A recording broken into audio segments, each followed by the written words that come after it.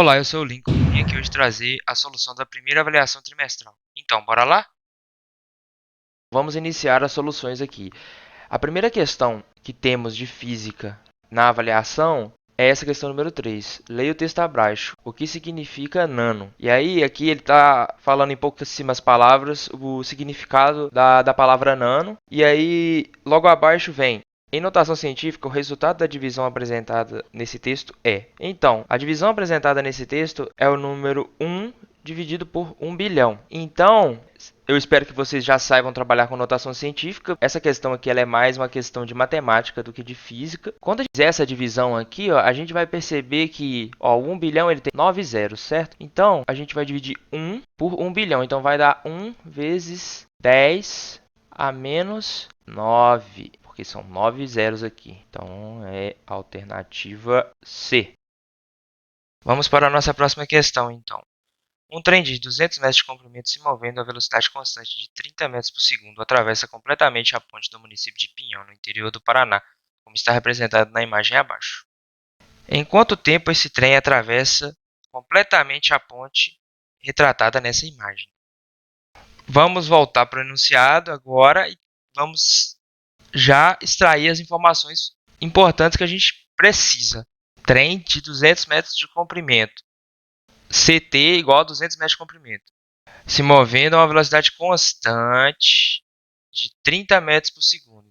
Velocidade do trem, que é VT, 30 metros por segundo. É uma velocidade constante, o que significa dizer que o trem não possui aceleração.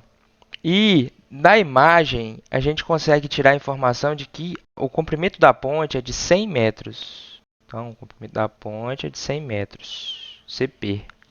Logo em seguida, a gente tem que partir para o nosso desenho. Tem que fazer o desenho, não tem como fugir, pessoal.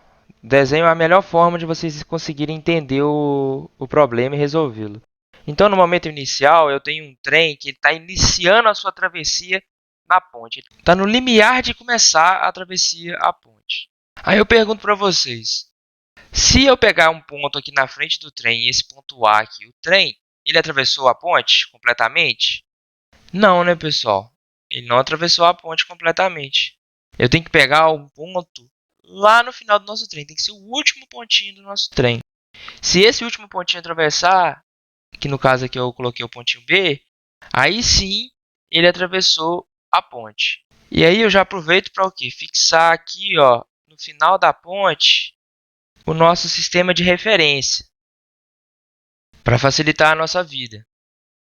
No instante inicial, quando ele está para começar a atravessar a ponte, o tempo ele vale o quanto? Ele vale zero. Então, o tempo inicial, t0, vale zero. No momento final, quando o trem acabou de atravessar a ponte, nesse instante final aqui do nosso próximo desenho, esse tempo vale um tempo t que eu quero saber. A distância inicial x0, que o ponto B está do final da nossa ponte, ela vale o comprimento da ponte mais o comprimento do trem. Tudo bem? Então, a gente vê que a distância inicial vale 300 metros. Com isso, sabendo que a velocidade é dada por variação da distância sobre a variação do tempo, a gente consegue fazer uma álgebrazinha aqui e chegar na equação que vocês conhecem, x igual a x0 mais v vezes t. Sabendo que a distância final vai ser igual a zero, porque o meu ponto B ele vai estar bem em cima do final da nossa ponte ao final da travessia. Logo, substituindo os valores aqui, a gente vê que o tempo vale 10 segundos. Ah, professor, mas por que você colocou menos 30 para a velocidade do trem, sendo que o trem ele está a 30 metros por segundo? Bom, se vocês se lembram bem, eu fixei nosso sistema de referencial nesse ponto aqui. E normalmente, tudo que tiver à direita desse ponto é positivo. E tudo que tiver à esquerda desse ponto vai ser negativo. Só que, se vocês prestarem atenção, a nossa velocidade VT do nosso trem, ela está indo no sentido negativo. Então, ela é negativa para o nosso sistema de referencial. Então, por isso que na hora de substituir aqui na equação, eu botei menos 30 no lugar da velocidade, porque esse menos é do sistema de referência. Logo, a nossa resposta é que o tempo para o nosso trem atravessar essa ponte é de 10 segundos. Próxima questão. Número 9. O quadro abaixo apresenta alguns valores de velocidade. Aí aqui tem um quadrinho com alguns valores de velocidade. O primeiro está em metro por segundo, a segunda está em quilômetro por hora, a terceira está em centímetro por segundo, a quarta está em milímetro por segundo e a quinta está em milha por hora. Nesse quadro, o valor da velocidade apresentado de acordo com o Sistema Internacional de Unidades está numerado por... Qual desses aqui está no Sistema Internacional de Unidades, o SI? Bom, o que está de acordo com o SI é a primeira. A alternativa correta é a letra A. Próxima questão, número 10. Carlos estava sentado dentro de um ônibus e precisava levantar para descer.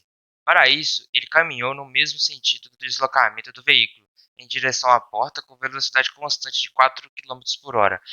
O ônibus deslocava-se com velocidade constante de 20 km por hora em relação à calçada durante o momento em que Carlos estava caminhando para descer. Qual a velocidade de Carlos para um observador do lado de fora do ônibus e em repouso em relação à Terra? Então, pessoal, a primeira coisa de tudo, leu esse enunciado, não entendeu, lê de novo. E logo em seguida já parte para o desenho, que eu já fiz aqui o desenho. E aí, depois de fazer o desenho, volta para o enunciado. Quais as informações aqui importantes para a gente? Com velocidade constante de 4 km por hora. Então, a velocidade do Carlos, que eu chamei de VC, é de 4 km por hora. Segunda informação importante, que a velocidade do ônibus também era uma velocidade constante, isso é importantíssimo para a gente chegar na nossa resposta, e que ela era de 20 km por hora. Então, aqui, velocidade do busão, que eu chamei de VB. Nosso observadorzinho aqui do lado de fora, no desenho, ele está em repouso. Então, a velocidade do observador, VOBS, é igual a 0 metros por segundo.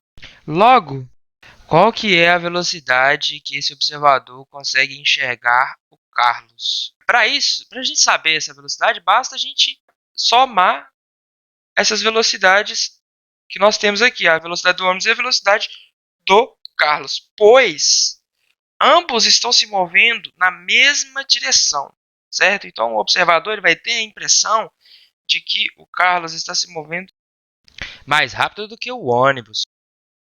Então a resposta correta é a letra E. A velocidade que o observador vai estar vendo o Carlos vai ser igual a 24 km por hora.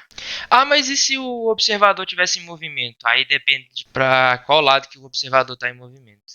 Ele é como se fosse o nosso sistema de referência. É o lugar onde a gente bota o nosso sistema de referência. Se o observador estivesse se movendo na mesma direção em que o ônibus e o Carlos estão se movendo, então ele teria a impressão de que ambos estariam mais lentos. Agora, se ele estivesse se movendo na direção contrária, ele teria a impressão de que ambos estariam mais rápidos. Número 15. O texto abaixo trata de uma medida realizada no Departamento de Física da Universidade Federal de Minas Gerais, sobre o valor da aceleração da gravidade medido no Departamento de Física. Aí vem o textinho falando. No sistema internacional, a medida mencionada no texto deve ser expressa em unidades B. O que eles mediram lá foi a aceleração da gravidade, que a gente conhece como G. E a gente sabe que na média ela vale 9,8. Ele está querendo saber 9,8 o que ela vale? 9,8 metros por segundo ao quadrado. No sistema internacional de medida, a unidade de aceleração é metros por segundo ao quadrado. Então, a alternativa correta é a letra C. Número 16. O gráfico abaixo registra o movimento de um ciclista ao longo dos 5 estágios de seu treino diário, a partir das marcações de tempo e espaço feitas por seu treinador, em repouso no início da pista de treino, que é plana e retilínea. Em que estágio desse treino o ciclista permanece parado? É uma interpretaçãozinha de gráfico tranquilinha. O gráfico está em tempo e espaço, né? Porque são as anotações feitas pelo treinador. Quando ele está se movendo? Nesse primeiro estágio, a distância dele em relação ao treinador está aumentando com o passar do tempo. Concordam? No segundo estágio, passa o tempo e a distância permanece a mesma. E eu tenho uma informação de que a pista é plana e retilínea. Então, esse estágio aqui está parado. Então, já encontramos a nossa resposta, é a letra B. Vamos só terminar de analisar o gráfico. No estágio 3, ele volta a se mover com o passar do tempo e a distância dele em relação ao treinador, ela diminui. No estágio 4, ele volta a ganhar distância em relação ao treinador. E no quinto estágio, ele retorna até o treinador. Questão 22. Leia o texto abaixo. Qual é o movimento descrito nesse texto? Circular uniforme? Circular uniformemente variado? Retilíneo uniforme? Retilíneo uniformemente acelerado? Retilíneo uniformemente retardado? Então, ao ler esse textinho, você vai ver que eles vai estar falando da aceleração centrípeta. A aceleração centrípeta é aquela aceleração que aparece nas curvas quando seu pai está dirigindo o carro. Portanto, é o movimento circular uniforme. Questão 23. Observe a placa de trânsito representada na imagem abaixo. Aí você observou a placa, né? Caminhãozinho ali, 10 metros. De acordo com a unidade de medida representada, essa placa refere-se a qual grandeza física? Área, comprimento, peso, velocidade, volume. Comprimento, obviamente. Né, pessoal? Então, pessoal, vamos para a última questão.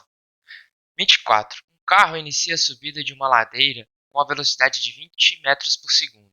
Durante a subida, a velocidade do carro vai diminuindo gradativamente até que ele atinja o repouso depois de 4 segundos. O módulo da aceleração do carro, considerada constante nesse movimento, foi D.